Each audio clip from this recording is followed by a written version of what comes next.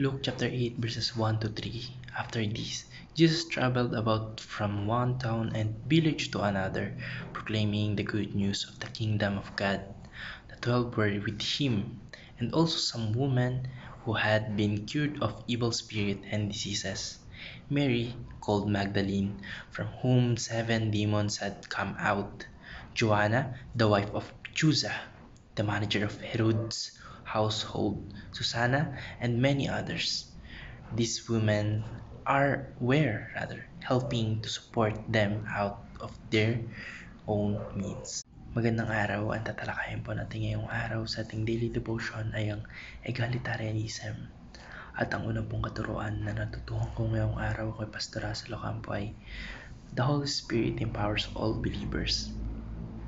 Ang banal na spirit daw po ay nagbibigay ng kapangyarihan at kakayahan sa lahat ng mananampalataya upang maging bahagi ng gawain ng ating Panginoon Diyos, mapalalaki man sila o babae. Sa konteksto pong ito, yung mga kababaihan po ay hindi tinuturing ng mga tagasunod lamang sa diwa po ng pagiging passive, kundi sila po ay mga aktibong katuwang sa pagpapalaganap po ng gospel o ng ebanghelyo. Ang kanilang dedikasyon po ng mga babae at yung pagiging active nila sa paglilingkod ay patunay po na ang Espiritu Santo po ay kumikilos sa lahat ng mananampalataya. Mapababae man o mapalalaki, wala pong tinitig ng gender ang Espiritu Santo. Ano man po yung kanilang kasarian, yung katayuan nila sa buhay, mayor, presidente, yung tax collector, yung etc. o kung ano man yung kanilang pinagmulan. Ito po ay nagpapakita ng pagkapantay-pantay sa loob ng katawan ng ating Panginoong Kristo, kung saan yung bawat isa ay binibigyan ng papel upang maglingkod at magbahagi ng mabuting balita sa iba. Ang natutuhan ko ng po sa pangalawang katuruan ni Pastor Russell Ocampo ay women are better at providing emotional support. Kahit in our generation today po, no, alam natin to at tayo mismo yung naka-witness na ito na tayo mga lalaki na mas magaling talaga mag-provide ng emotional support yung mga babae. Yung ministeryo po ng ating Panginoon Kristo ay madalas na tinututulan yung mga pinuno ng reliyon at ng lipunan. Yung ibang makikita natin ng ibang ministry na o ibang churches na pinagbabawal nila yung pinunong babae o mga elders na babae. Sa ganitong konteksto po, yung presensya po ng mga kababaihan ay isang patunay ng kanilang matibay ng pananampalataya at suporta, hindi lamang po sa physical na aspeto, kundi pati na rin sa emotional aspeto, pati na rin sa spiritual, especially sa spiritual. Yung kanilang presensya po ay nagdudulot ng kapanatagan at lakas sa loob ng isang grupo, kasi nga po, di ba, in terms of emotional support o providing emotional support din yung mga parte ng mga babae, lalo po sa mga panahon ng pagsubok o sa hard times, kasi nga po doon natin pinaka-need yung pag-cheer up o yung emotional support na binibigay ng mga babae.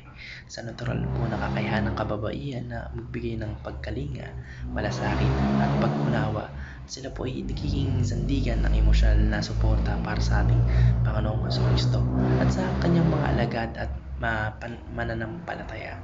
Ito po ay nagpapakita na ang kababaihan ay may mahalagang papel sa pag-aalaga at pagpapatatag ng loob ng mga lingkod ng ating Panginoong Diyos, lalo po sa mga panahon ng mahirap at puno po ng pagsubok o in terms of hard times, kasi nga po 40 talaga nila yung pagbibigay ng emotional support. Sorry guys, medyo maingay yung mga sasakyan sa background ay palumpalo. Ewan ko ba. At ayun, please bear with me guys. Ito na yung last. Yung natutuhan ko ng po sa pangatlong katuruan ni Pastor Russell Ocampo ay women supported Jesus and the apostles. Ito po ay mahalagang pahayag dahil pinapakita po nito na ang mga kababaihan sa ministeryo po ng ating Panginoon Kristo ay hindi lamang emosyonal na taga-suporta o kagaya ng binanggit ko kanina, kasi nga di ba yun yung 40 nila o dun sila pinaka nag-excel sa pagbigay ng emotional support. Pinapatunayan po nito na hindi lang yun yung kayang gawin nila, kundi aktibo rin sila nag-aambag sa pamamagitan po ng kanilang mga yaman at kakayahan. Sa panahong iyon po, yung kababaihan ay kadalasang hindi binibigyan ng mataas na papel sa lipunan kasi nga po, yun nga po, 'di ba? And way back, kahit panahong 80s, early 90s, sobrang grabe yung discrimination sa mga kababaihan. At dumating sa punto na kapag nag-aaral sila o kapag naka-attain sila ng kahit basic knowledge lamang, yung pag-solve ng math, pag-alam ng kahit kaunti sa agham, ay tinatawag na silang witch. This way back 18th century, 17th, 18th century, no? And grabe yung discrimination para sa kanila.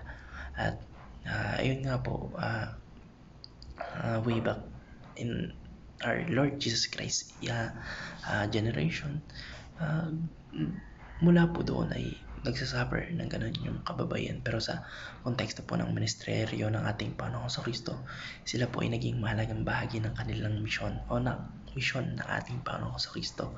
Though yung role ng mga kababaihan noon ay puro bahay lang, yung ganun. Kasi nga po, grabe yung discrimination sa kanila. Tingin sa kanila, pang bahay lang, pang gawaing bahay lang. Bawal sila magtrabaho, bawal nilang gawin yung mga role na kaya naman nila, pero dapat ay nasa lalaki. Pero hindi, yung dahil sa kahabagan po ng ating Panginoon sa Kristo, ay tinignan niya po lahat ng kanyang mananampalataya as equal. Pinahintulutan niya po lahat na mag-serve with their own abilities and skill, at mapababae man sila o mapalalaki. Yung kanilang pagbibigay po ng kanilang yaman o kayamanan upang suportahan niyo po yung pangangailangan ng ating Panginoon sa Kristo in times of His sharing the gospel, or tawag dito, yung fulfilling His mission dito sa lupa. Tsaka yung mga alagad po, sila rin po yung mga kababaihan po, some of their money or their wealth, they donated it to the apostles o sa mga alagad ng ating Panginoong Kristo para po magsuporta. Buong puso po nilang sinuportahan yung ministeryo ng ating Panginoong Kristo. Kaya po yung kanilang pagkilos ay nagpapakita ng pananampalatayang may gawa o with action, hindi lang vocal, hindi lang through word, kundi with action talaga. Kasi isipin mo, no, sinong tao yung ganun, yung lalo na in our Lord Jesus Christ time, no, na maraming umuusik sa kanya, maraming hindi naniniwala. Pero yung ibang kababaihan doon, nag-donate sila ng kanilang yaman para makatulong sa paglago o sa share o sa pag-fulfill ng ating Panginoong Kristo ng kanyang misyon dito sa lupa. At hindi natin maikakaila na malaki at hindi kakarampot yung ambag ng mga babae noong era ng ating Panginoong Kristo. Bukod po doon, yung kanilang kontribusyon po ay nagbibigidaan upang magpatuloy ng gawain yung ginagawa o magpatuloy sa misyon niya, yung ating Panginoong Diyos, sa iba't ibang lugar. At yung kanilang paglalaan po ng panahon, yung kanilang paglalaan ng yaman, yung paglalaan nila ng lakas sa pag-serve, pag-donate, at pagsunod sa ating Panginoong Kristo noong time na yon ay patunay na ang kababaihan ay may mahalagang bahagi sa paglago ng simbahan. At yun lamang po. Maraming salamat and God bless. Amen. Mabuhay ang mga babae.